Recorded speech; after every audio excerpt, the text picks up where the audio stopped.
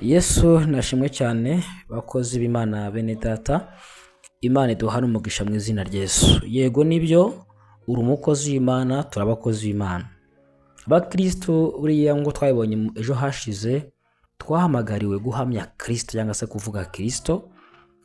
Duhamagarirwa gukiranuka, duhamagarirwa gukora imirimo myiza ariko twikorera Imana, kandi duhamagarirwa gukunda abantu cyangwa se no kwita ku bandi harimo no gukiranuka, hanyuma tugategereza ingororano.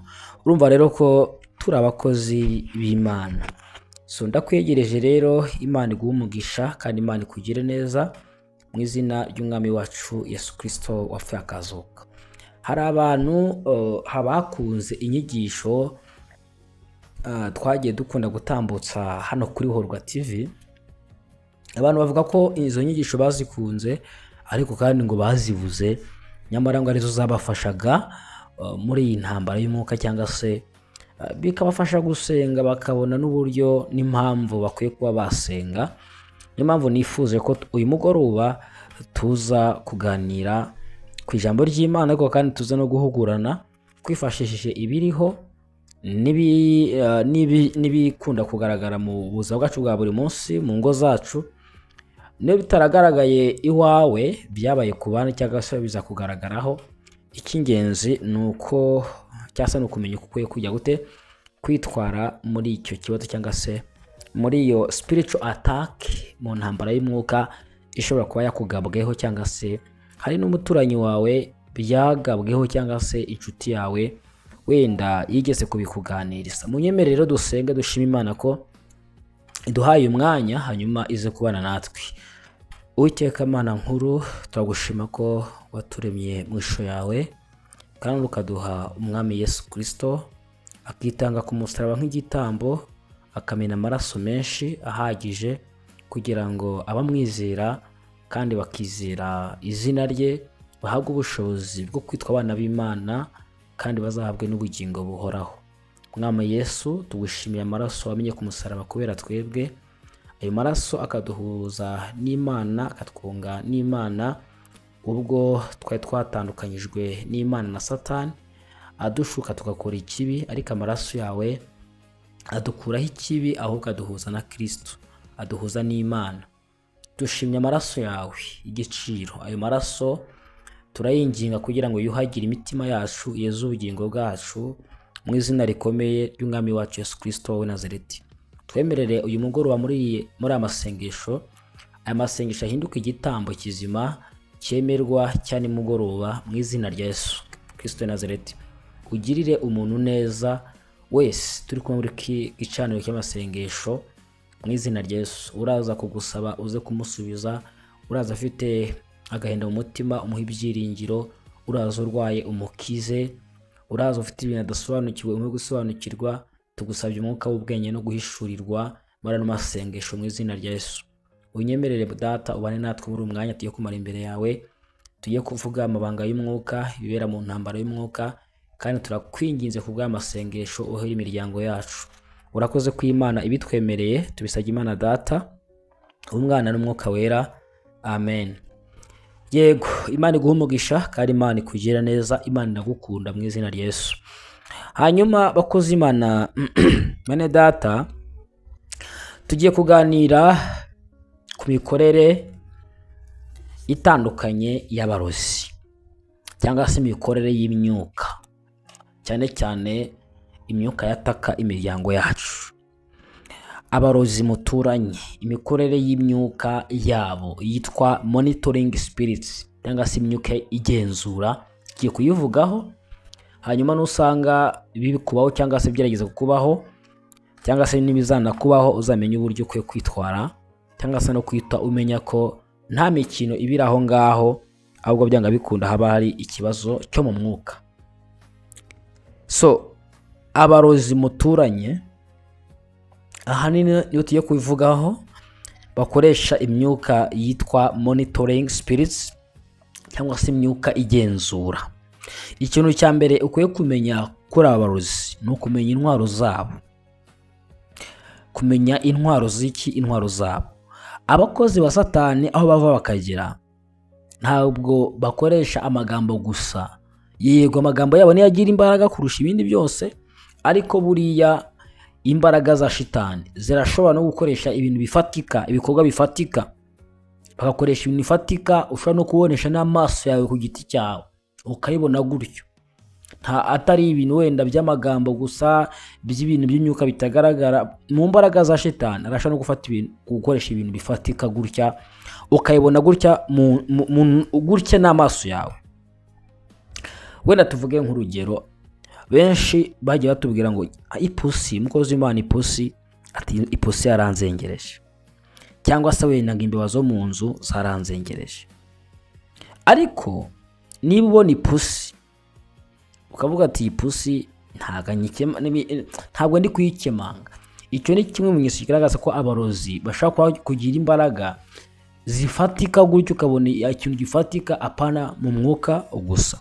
Ipusi rero ihora mu rugo iwawe, idatinya, ikwitegereza, uzajya uyigirira ikintu cyitwa amakenga. Cyangwa bikunda hari igihe ibirimo uyu mwuka wa monitoring, uyu mwuka w'igenzura, uyu mwuka w'amaneko, cyangwa se wenda nk'imbeba ugasanga zangiza ibintu by'agaciro mu rugo iwawe, zirya imyenda nk'amakoti, ugasanga zirimo zirarya ibintu by'agaciro, inkweto, ibintu by'agaciro mu rugo iwawe. Uzamenye ko ashaka ko hari umwuka w'ubutasi uri muri iyo mbeba, urimo gukorerwa mu rugo rwawe kugira ngo ugenzure urugo rwawe cyangwa se ubuzima bwande bwawe. Ubwo nitubonye imbeba tukabona n'ipusi, tuvuze uko bikora. Ipusi uburyo idatinya, ikwitegereza, idafite igihunga. Imbeba nazo zikarya ibintu by'agaciro utunze mu rugo iwawe, ibintu by'agaciro bitunze mu rugo iwawe. Uzamenye ko byanga bikunda ashobora kuba ari imyuka ya maneko, abarozi muturanye barimo bohereza, ziza gutata zigatwara amakuru. Wenda tuvuge nk'urugero, ipusi ubu ni the spy, ni maneko, ni spy, ni maneko. Icyo ikora ni ukuneka. Wenda ipusi ubundi mu miterere yayo igira amaso ashobora no kureba mu mwijima mu gihe cya nijoro. So abarozi rero bakoresha iyi pusi, amaso yayo nk'icyuma gifata amashusho, ni nka kamera, ariko kandi n'amatwi yayo ashobora kumera nka mikorofone, ku buryo ibyo uvuga directement bihita byinjira mu matwi y'abarozi. Twigeze kubivugaho kera. Iyi pusi irumviriza ibyo muri kuvugira mu rugo imbere. Abarozi bakakoresha iyi pusi kugira ngo bakabuta amakuru y'ibintu muvuga, muganira, ndetse n'amaso yayo. Nigeze kubabwira ubuhamya bw'ipusi mbusubiramo. N'amaso yayo kukureba, hari igihe aba ari umurozi ukureba, amenya byose ibyo wirebemo, agenzura imigisha yawe aho ikomoka. So bakoresha rero iyi myuka kugira ngo bamenye amakuru yanyu, bamenye ababasuye, mbega bakontora ubuzima bwanyu kugira ngo kubarwanya biborohere, bumve ibyo muvuga, niba hari umugisha murimo murateganya, mbega babaneke kugira ngo bagire ibintu bayagute bahagarike cyangwa se bazibya mu rugo rwawe. Imbeba iyi yoherezwa kugira ngo irye iby'agaciro ko nemaze kubivuga, ndetse n'ibyiringiro, ubutunzi bwawe. Mbega iyi mbeba twavuga ko ihagarara umwuka w'ibihombo n'inyatsi. Niba yari imyenda yawe, yari ibyangombwa byawe, utajya umenya ko nyine ashobora kuba harimo ikindi kintu kibyishemo. Abarozi bashobora kuba bayitumye kugira ngo ize nyine itangire kurya ibyawe slow by slow, ariko biba bifite icyo bisobanura. Niba iri ibyangombwa ikarya silipa, buri kintu cyose biba bifite icyo gisobanura bitewe n'ukuntu yakiriye. Ariko uzajya wirukana inyatsi n'umwuka w'ibihombo, cyane cyane mu rugo rwawe. Imbeba ziteza inyatsi, ariko z'amarozi ntabwo ari zose, kuko izisanzwe nazo natwe turazifite, si byose. Izisanzwe zo zirasanzwe, kandi zijya muri parafo zivemo ari izisanzwe. Ndavuga izi ngizi z'abarozi. So ubuzima rero bwawe, iyo aya mapusi n'izimbeba bihora iwawe usanga abantu barwaragurika, ugasanga abantu baragira intonganya zidasobanutse mu rugo, bararwaragurika, ugasanga mbega n'ubundi nubwo ibyo bintu bihari byanga bikunda hari ukundi kuntu mu buryo bwa rigondi ibyo bintu yagute bifite ahantu bihurira, ugasanga yego urimo urakekeranya tese iyi pusi yabihora iwanjye wenda ubu nawe yaba ari iy'abarozi, ubu nawe yaba ari imyuka mibi.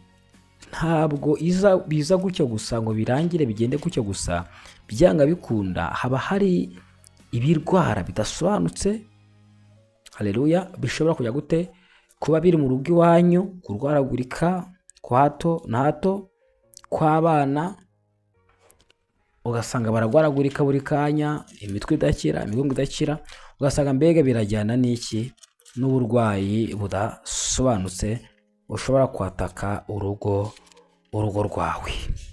Imana idufashe cyane kandi Imana itugire neza mu izina ry'umwami wacu Yesu Kristo wapfuye akazuka. Haleluya. Monitoring spirit cyangwa se imyuka y'amaneko, imyuka ikuneka. Ndifuza ko Imana muri uyu mugoroba, muri iri joro, igukuraho monitoring spirit cyangwa se ikuvanaho imyuka y'amaneko, kuvanaho ibikuneka mu izina ry'umwami wacu Yesu Kristo wapfuye akazuka. Imana dukorera ikuvanaho ibintu bikuneka mu izina rya Yesu. Imana ikuvanaho za maneko zo mu mwuka mu izina rya Yesu. Biragatsindwa. Uzi kubora iwawe hazi pusi ariko ari umurozi uyiziyemo, ugasanga mu rugo iwawe hari pusi ariko ari umurozi uyiziyemo. Imana idufashe cyane kandi Imana itugire neza mu izina ry'umwami wacu Yesu Kristo wapfuye akazuka. Imana yirukana ibyo bintu mu rugo iwawe, Imana yirukana ubwo butasi bw'umwijima mu rugo iwawe mu izina rya Yesu. So izo monitoring spirit cyangwa se ubwo butasi cyangwa se imyuka maneko, icyo ubusabwa niba ari baba yari umwenda, yari ibyangombwa, rambikaho ikiganza cyawe, byibuze nuko utawugarura ariko wice icyo byashushanyaga, ukureho icyo mwuka washanyaga cyangwa se icyo wari ugendereye mu izina ry'umwami wacu Yesu Kristo wapfuye akazuka. Iyo pusi urashobora kuyivuma, kuyitunga urutoki. Ikindi ugomba kumenya, iyo pusi cyangwa se iyo mbeba hari igicaniro iba yakomotseho, igicaniro cy'umurozi. Ni ngombwa umenye ubwenge n'amayeri mu masengesho yo kwirukana uyu mwuka w'uburozi, mbega ku gicumbi, ku gicaniro cyabyo. Ugomba kujya gute kumenya uburyo ukwiriye kukivuma no kugisenya, kuko hari ahantu bituruka kugira ngo bitere urugo rwawe, hari ahantu bituruka kugira ngo bitere umuryango wawe. So ugomba gusenga rero no kuba maso kugira ngo aho hantu uhafunge, aho hantu gute, ahantu habroke mu izina ry'umwami wacu Yesu Kristo wapfuye akazuka. So Imana ibagire neza ari Imana ibiteho mu izina rya Yesu. Tugiye gusega Imana. Ndagira ngo uzamure ijwi ryawe hanyuma dusengane Imana. Vuga ngo Mwami Yesu, ndi imbere yawe aya masaha, ndakwinginze umbabarire ibyaha byanjye byose, ndakwinginze wirukana ubutasi mu rugo rwanjye mu izina rya Yesu. Ndirukana ibyoherezwa n'ibitumwa mu rugo rwanjye n'abarozi, kuruneka, kwangiza imigisha y'urugo, kwangiza ubuzima bwanjye bakoresheje imyuka y'ubutasi. Ndirukanye mu izina rya Yesu iyi myuka mibi, nisohoke mu rugo rwanjye, nisohoke muri business, nisohoke aho ntuye mu izina rya Yesu. Vuga ngo Mwami Yesu, ndakwinginze ngirira neza, umbohore umuryango wanjye wose wirukane imyuka ituneka mu izina rya Yesu. Uvuga ngo guhera uyu munsi ntabizongera gukontorora ubuzima bwanjye, gukontorora urugo rwanjye. Ndica amatumanaho ya Satani ukorera mu barozi, ukorera mu mapusi, ukorera mu mbeba n'ibindi binyamaswa byose bakoresha barwanya ubuzima bw'abantu. Mu izina rya Yesu ndasohoka muri ubwo butasi, ndasohoka muri iyo myuka mibi, ndava muri ibyo bicaniro bw'amaraso y'umwami wacu Yesu Kristo wapfuye akazuka. Amen. Reka ngo sengere kandi wizere. Ndagushimye Uwiteka, uri Imana ireba. Satani afite amayeri menshi yo kwica no kurimbura abantu. Akoresha imbaraga zifatika umuntu abashaka kubonesha amaso ndetse n'izidafatika. Nanjye mpagaze nsenya imikorere yose mu buzima bwacu mu izina rya Yesu. Ndirukana ibyo Satani atuma mu rugo rwanjye, ndirukana ibyo atuma mu rugo rw'uyu muntu ku buzima bwe. Imyuka ikorera muri Marie-Jose gusenya no kwangiza amasengesho y'abantu, imyuka ikorera mu maposi kuneka, imyuka ikorera mu mbeba guteza ubukene n'inyasi. Ndirukana imyuka yose ya Satani ikorera mu bisimba n'ibikoko gusohoka mu buzima bwacu mu izina ry'umwami wacu Yesu Kristo wapfuye akazuka. Uwabirose, uwo byagizeho ingaruka, wabiterereje, uwo byari bihari, ndirukanye mu izina rya Yesu. Ndatanga itegeko mu rugo rwe, iyo myuka ntizongeye kugaruka ukundi mu izina rya Yesu. Ndirukana ipusi y'umurozi, ndirukana ibibazo z'umurozi, ndirukana ibikeri by'umurozi, ndirukana za Marie-Jose z'abarozi, ndirukana ibinyenzi by'abarozi, ndirukana inyoni ku madirishya z'abarozi, ndirukana ibiza hejuru y'inzu by'abarozi, ndirukanye mu izina rya Yesu. Ibyo bararabanaga hejuru y'inzu, byo barabatongera, ndasohoye mu izina rya Yesu. Biza mu nzozi, ndasohoye mu izina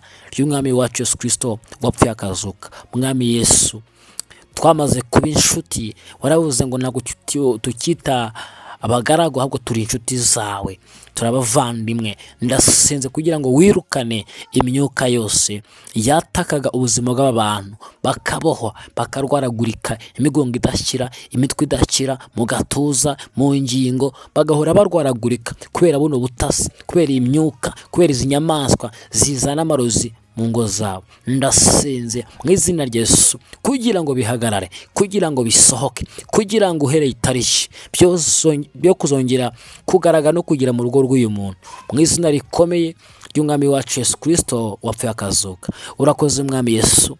Ndekuye amavuta yirukana ibyo birwara bagiye babaterereza, ndekuye amavuta yirukana ubwo buribwe, ndekuye amavuta asenya imikorere ya Satani, ndekuye amavuta akura ahubwo butasi bw'umwijima, ndekuye amavuta asenya imikorere ya Satani, myuka y'abaranje, abacwezi, za nyabingi n'amahembe, ndasohoye mu izina rya Yesu wapfuye akazuka.